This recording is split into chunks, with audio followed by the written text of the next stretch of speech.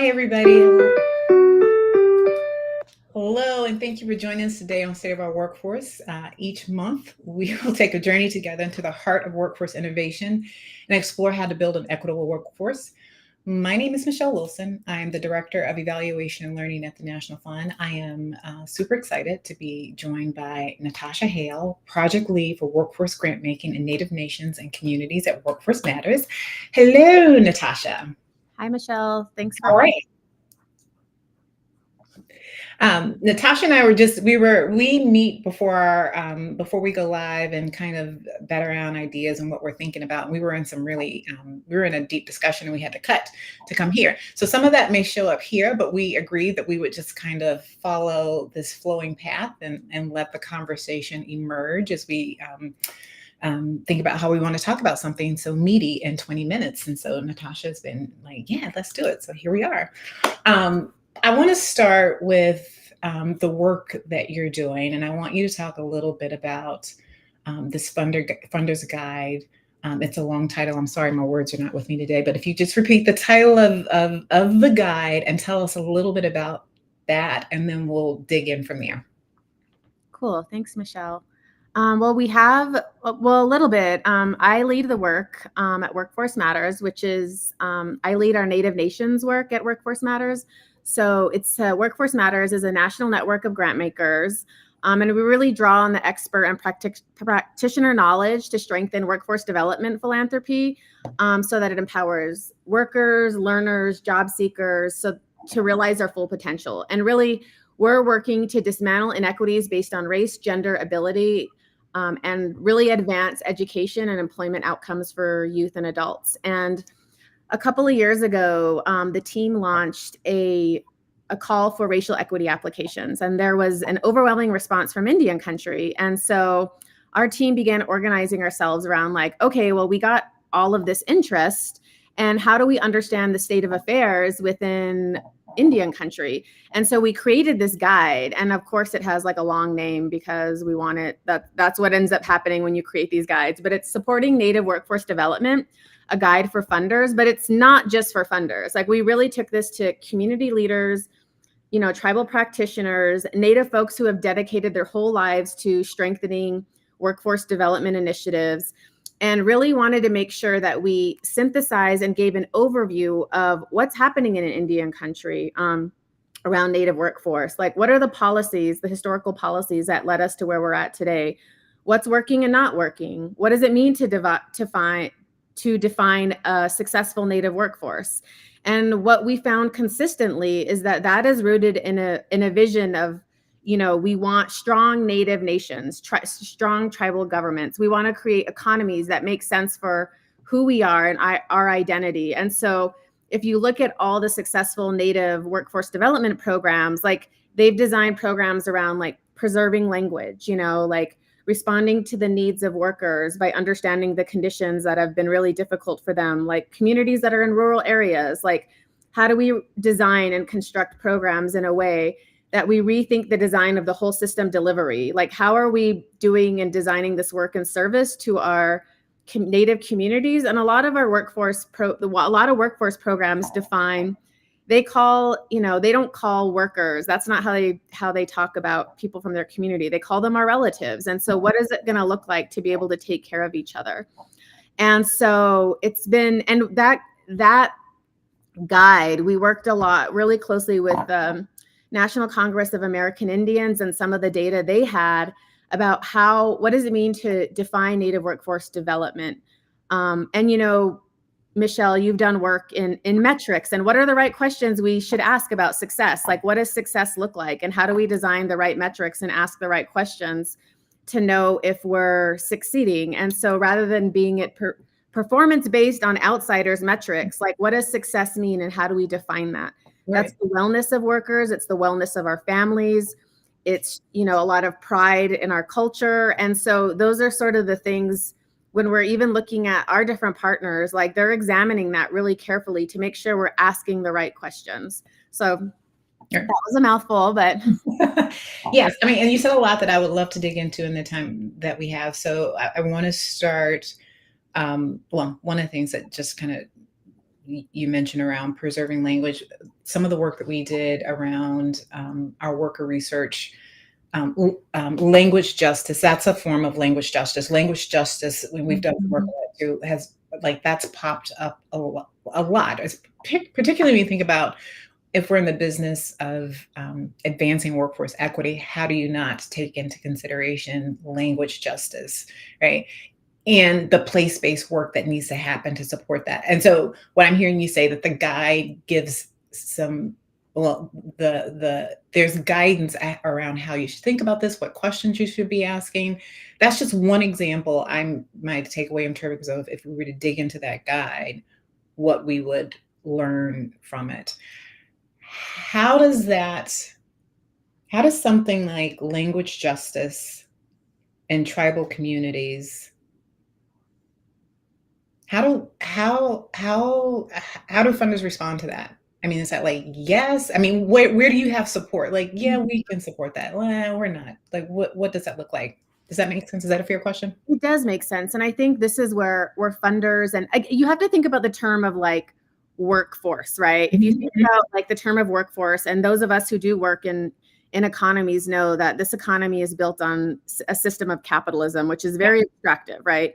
And so, when we're thinking, I think funders and others, like we're not just here to do labor for somebody else so that they can, amass wealth, right? Like workforce is about like creating and strengthening for Native nations, like communities that are rooted in culture, that are rooted in a vision to each Native nation about what they want for what makes sense with them. So language is something. If you go to tribal nations, like your tribes will all like almost always care about language preservation, water, land, seed saving. Like there's a consistency in what Native nations really care about. And so you have communities that are saying, okay, we want to preserve Native language. And so how do we build a workforce around that? How do we train up workers and use the WIOA funding and other funding to be able to do that in a way that's going to make sense for us versus thinking about it for industry or outside groups that are finding, want to get job placement. It's like that doesn't work for us. We want to create an economy that's going to build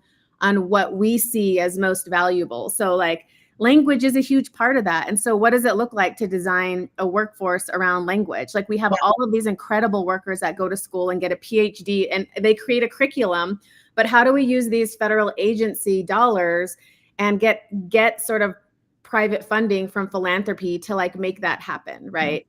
Yeah. So this brings to mind for me, like our current national climate around the rollback of equity initiatives, right? And so nobody knows better than Indian land what that's like. What's your sense of how are you all thinking about it in the face of where we are now, right? Is that a fair question? It's a fair question. And I think, I think one thing is that like Native nations have always sort of faced the hostility of federal government and state governments. Like we've always had to, I think people are sort of, awakened in this moment that all of these things are happening that are working against us, but there's always been efforts to undermine and Indian country and to take away, like we've always had to fight for what we want, what we know is rightfully ours. And so I feel confident that our tribal nations are going to figure out how to organize themselves in response to what's going to happen in this new administration.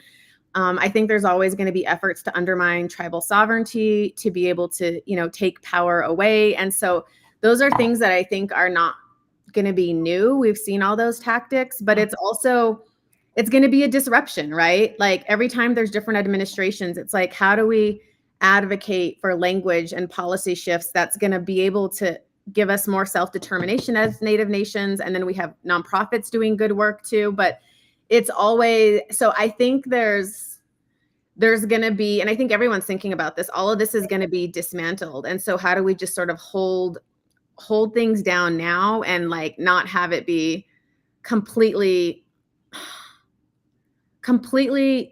disintegrated in a way? Like how do we sort of hold the line right now? And I think I don't know if that's helpful, Michelle. No, it is helpful. I mean, because what we know to be true is that communities who are on the historical end of oppression know how to hunker down, right? Like there's this Mhm. ability to hunker down And how to organize. and Yep. how to organize and those things. But I'm also curious about what does allyship look like in this space of hunkering down?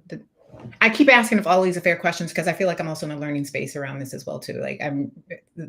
But particularly from workforce development. So and against the backdrop of or in conjunction with this um,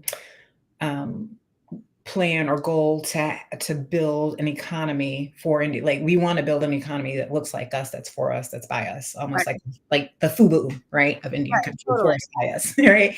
And so, is there a role for allyship? Is that under consideration, or is it just like no? Right now, we're just like in this FUBU space. Does I that? think there's always that role. And I think it's all, the way the system works now is it's fragmented with limited funds. Mhm, It's a performance-based system that's underfunded. I mean, we've had Black and Brown communities point this out before. We have immigrant communities point this out. We have Native nations.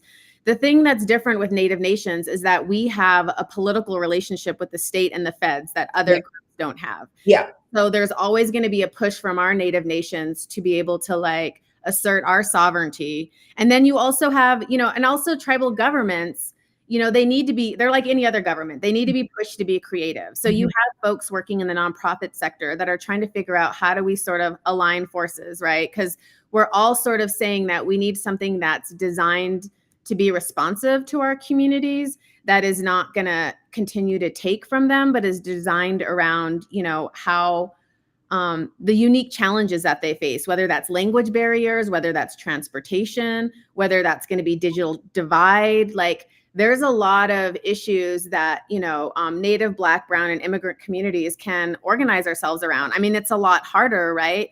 mhm, It's a lot harder to be able to do that, but you do have some interesting collaborations that are happening to be able to push like state, local workforce boards to do better, mhm, right? mhm, And so I think that's something that's really going to test us, not just within workforce, but like, what does this mean about how we're organizing cross racially? Like, mhm.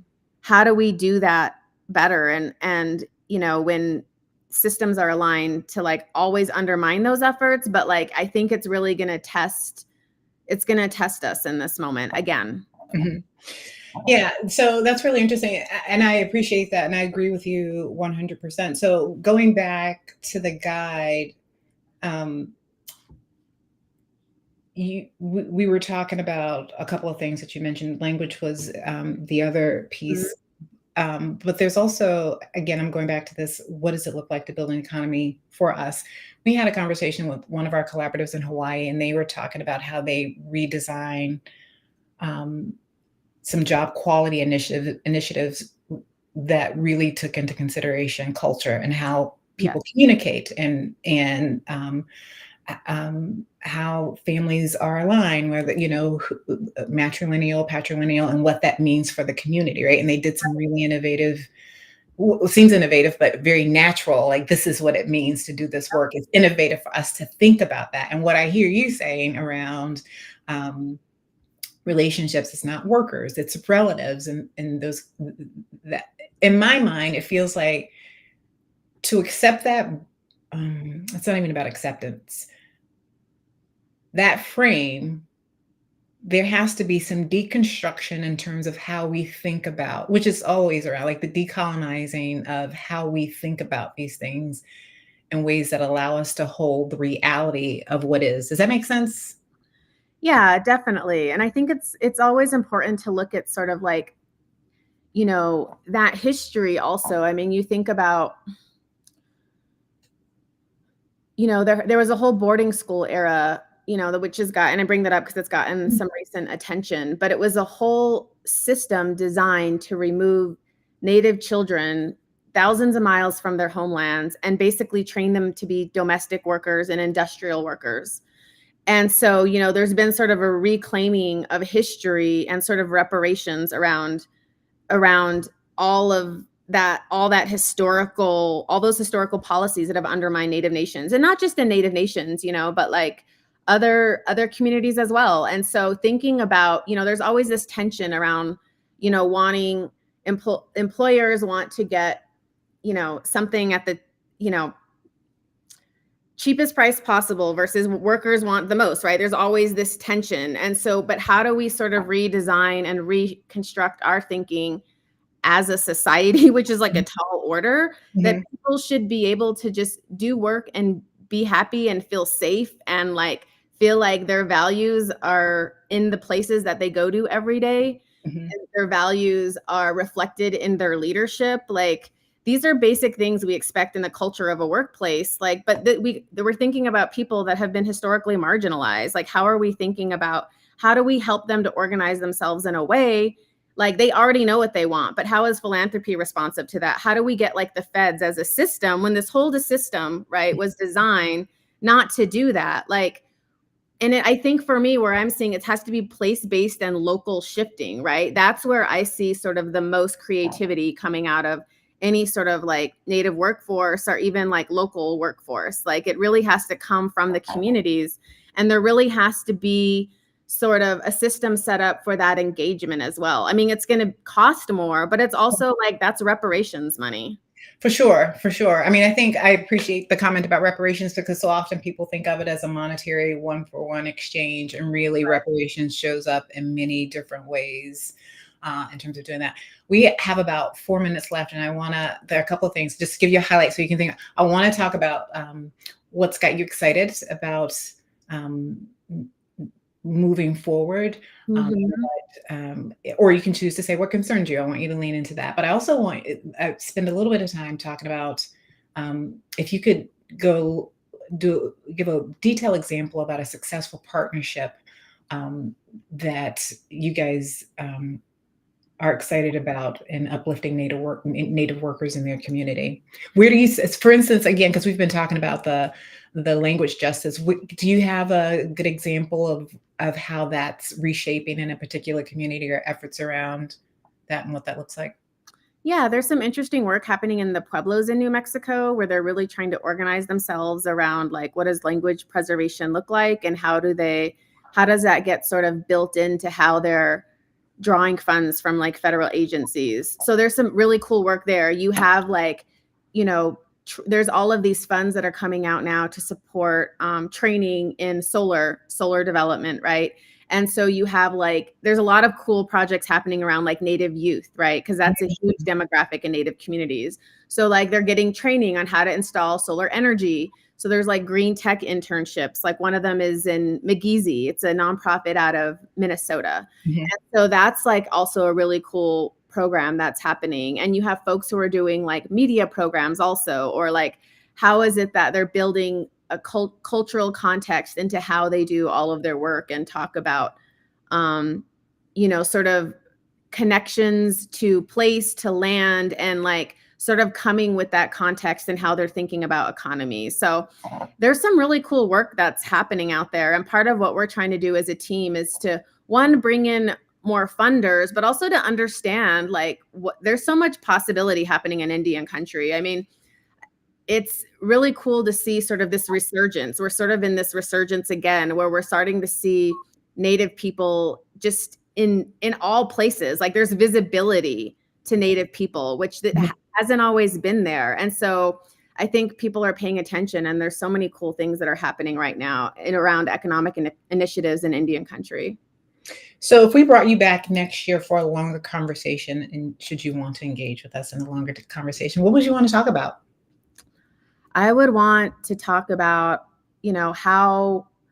how much the Native workforce initiatives have grown, how funders being responsive to what's possible in Indian country. I would want to talk about like how there's more jobs being created around responding to climate change initiatives around Mm. like plants. Like we have a lot of young people now that are like really worried and thinking about like climate change. And this is something that's always been on the mind of like Native nations. You know, Mhm. tribal governments are writing climate change plans. Like how do we build an economy and on a workforce that is like seeing sort of all of those shifts. And so I don't know, I think it would be really cool to see, you know, like highlight all of the incredible work that's happening. Okay, so you'll come back for a longer conversation next year? Yes, I will. Okay, fantastic. We are at time. Again, this is an opportunity to just kind of lay the groundwork and kind of get the juices flowing around how we think about um, Indian country and learn a few things, pique our interest. But of course, we never have enough time. So I want to thank It you. went by so fast. Thanks It so much. does go by so fast. I really want to thank you for joining us today. I look forward to continuing the conversation next year. I want to thank everyone who joined us, who joined the audience on LinkedIn. Please make sure to follow the National Fund on LinkedIn to stay up to date with all the latest on the state of our workforce. Make sure you tune in next month. We will do our final Anthropology of Work series, our final edition of Anthropology of Work series next month. Again, you can find this conversation on any of your favorite streaming platforms. You can also reach out to Natasha. We will follow up. I think Josh says if you have the link to the guide, we will put it here. If not, we can make it available on our YouTube, and we can promote that on our Instagram and all of our other socials. Thank you, Natasha, for joining us. I appreciate you for taking the ride with me today. I appreciate you. Yeah, thanks so much, Michelle. Really enjoyed our conversation before and this quick 20-minute conversation. All your work. Thank you so much. Thank you, everybody. See you later.